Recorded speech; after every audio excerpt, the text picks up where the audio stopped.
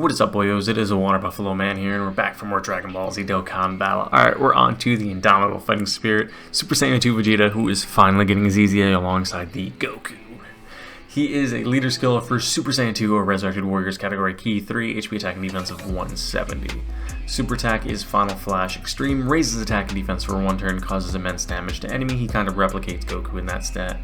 And his passive skill is Will for a Serious Fight. Key +2, attack and defense of 150% at start of turn, gets a guaranteed reduction in damage by 30%, so reduces damage to by 30%, plus an additional attack boost by up to 120, the more HP remaining, the greater the stats boost. The attack boost, should I say. And if HP is 50% or more, you have a great chance of launching an additional super, so he could pop 2 supers because great chance is a 70%. Plus an additional defensive boost of up to 120, the less HP remaining, the greater the defensive boost, and if for some reason you fall below 50% HP threshold, you get guaranteed guard. Randomly changes key spheres of a certain type to rainbow key spheres when there is another Majin Buu Saga category ally attacking in the same turn, or a Majin Buu Saga category enemy, same as Goku. Plus an additional damage reduction of 20% with a rainbow key sphere obtained, so if you give him one rainbow, he gets 50% damage reduction, can launch 2 supers, and gets 120% attack and defense when attacking with 3 or more key spheres obtained. So he gets a pretty high defensive stat really quickly. If you can do a double super in your turn, which you more than likely will, great chance of 70% is pretty high. And if you build his hidden potential with more additionals, which I'm going to go into later why I don't think you should, but I'll go into that in a minute. You have a really high chance of doing 3 supers in one turn, having guard if you fall below 50% prior at the start of the turn, and 50% damage reduction.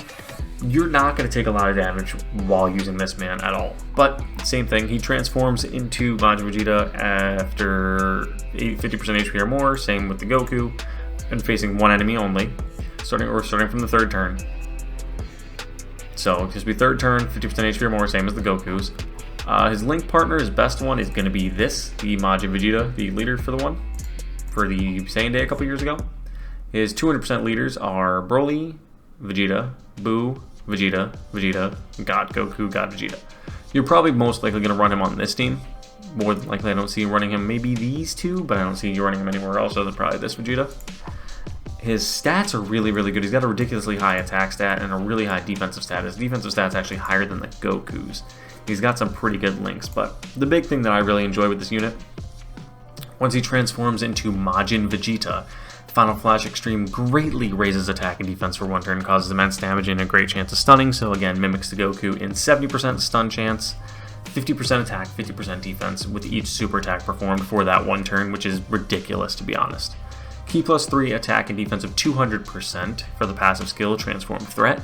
Reduces damage received by 33%, so that's already, I think, slightly higher than the one prior. Let's see. Let's go back really quick, maybe? Nope, yeah, there it is, it's 3%. 3% higher, but that's not terrible. 33%, plus an additional attack boost of up to 150, the more HP remaining, the greater the attack boost. And if HP is 50% or more, you're guaranteed to launch a super. So right there, you're going to launch 2 supers automatically if you're 50% HP or higher, which is going to double stack his defense for that turn, and attack.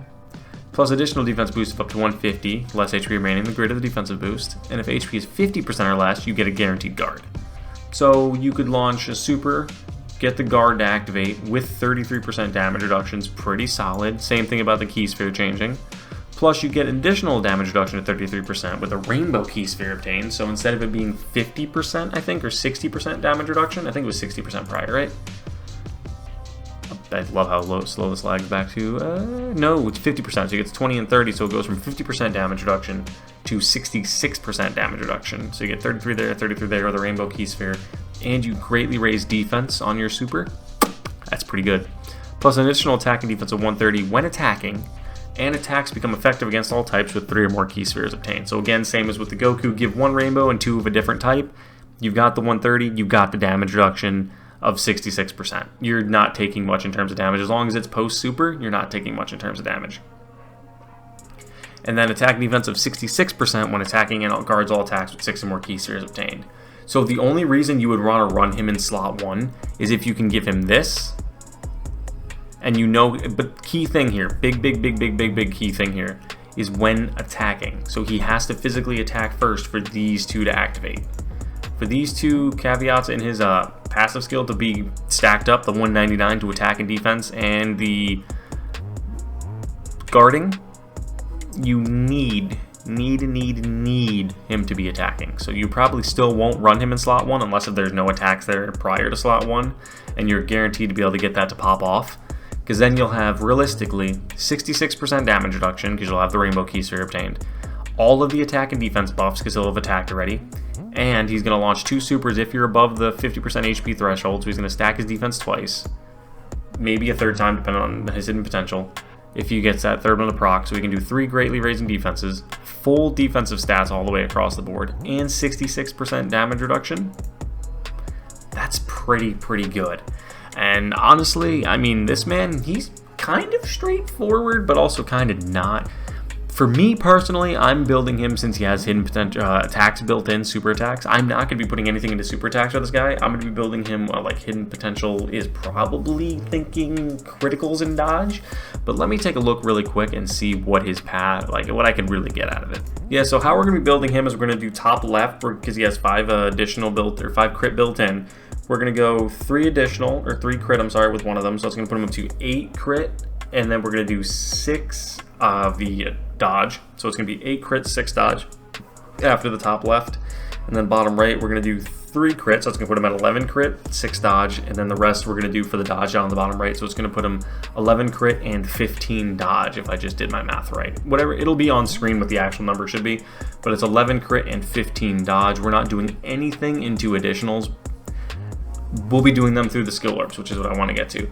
We'll be doing 11 criticals, 15 dodge for the hidden potential alone, and then bronze, silver, and gold across the board. You're going to be doing, in my opinion, would be additional dodge in terms of skill orbs. There's no reason to be doing crits when you already built his crit up quite a bit from the hidden potential itself. But, I mean, the Vegeta's a little bit easier, in my opinion, to look at than the Goku. Actually, the Goku's easier of the two because he gets 90, almost a guaranteed crit every time he's out there and high chance to dodge, so you clearly want to go additionals on him. But with the Vegeta having such a high attack stat and getting guaranteed additionals in his hidden potential and high damage reduction, you kind of want to do a lot more super, so you generally would want to go additionals. But I feel like his damage ceiling is going to be a lot higher than the Goku's because of the way he's built. So that's why I'm thinking the crit is going to be slightly better of the advantage. And you have that 66% damage reduction anyway. And if you do 2 supers, 66% damage reduction, stacking your defense twice. And if he's in slot 2 linked with this man, they link perfectly together. So he's going to get Key plus 5, 87% to attack, and 10% to defense extra on top of everything. So you're looking at a pretty high attack stat. I'm kind of thinking he's easily going to be hitting 10, 15, maybe close to 20 million each for his first super in that turn once they transform together. So that's going to be a ridiculously high attack stat, and that's without any supports. So it's going to be kind of nice. But thank you guys for watching, and I will see you guys back here next time for more Dragon Ball Z Dokkan battle. See you guys then.